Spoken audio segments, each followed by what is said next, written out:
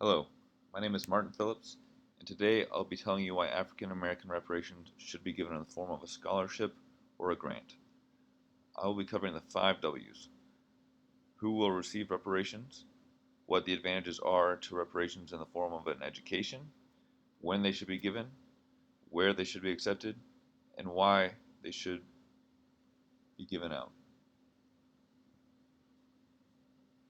Let's begin with the who, which is more likely the most important question I'll be answering today. This is also the simplest answer. Only the direct descendants of slaves should receive the scholarship. They must be able to prove this by using databases such as FamilyTree, Ancestry.com, or other websites that can track names in a database, or use DNA samples to help prove that an individual is in fact directly related to a slave. The government would then have to double check this information with the records to confirm this. This process will be long and is one of the biggest speed bumps in getting reparation for those who truly deserve it. The next topic on the agenda is lump sum versus scholarship. I would like for you to do something for me. If you'd please clear your mind and don't think about anything we're talking about right now.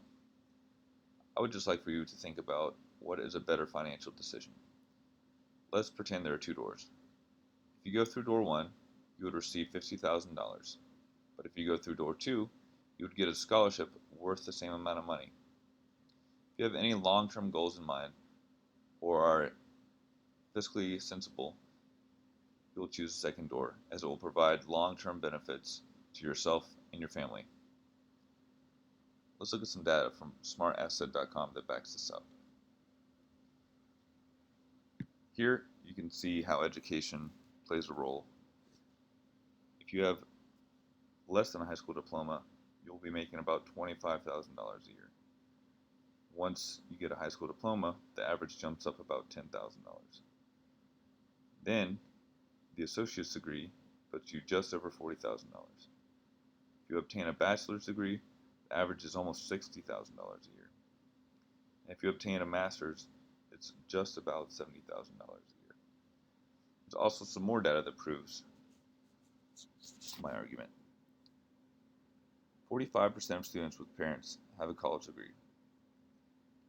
26% of students have parents that do not have college degrees. 33% of first-year students with parents who do not have a degree drop out after 3 years. Only 14% of students whose parents have degrees drop out.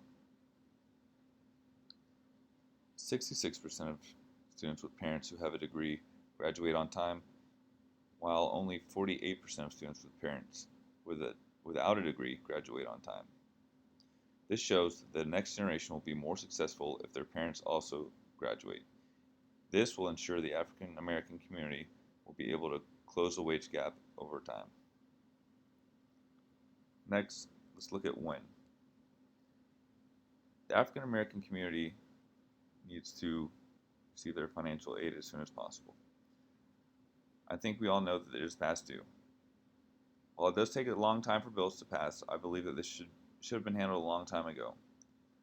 Why have other groups, such as the Native Americans, and Japanese that were interned during World War II, received help, while the African American community was literally promised financial aid, has taken longer than the other two? This topic should be a priority for the African American community to push for electing officials who will fight for reparations. Once the reparations packages have been accepted, they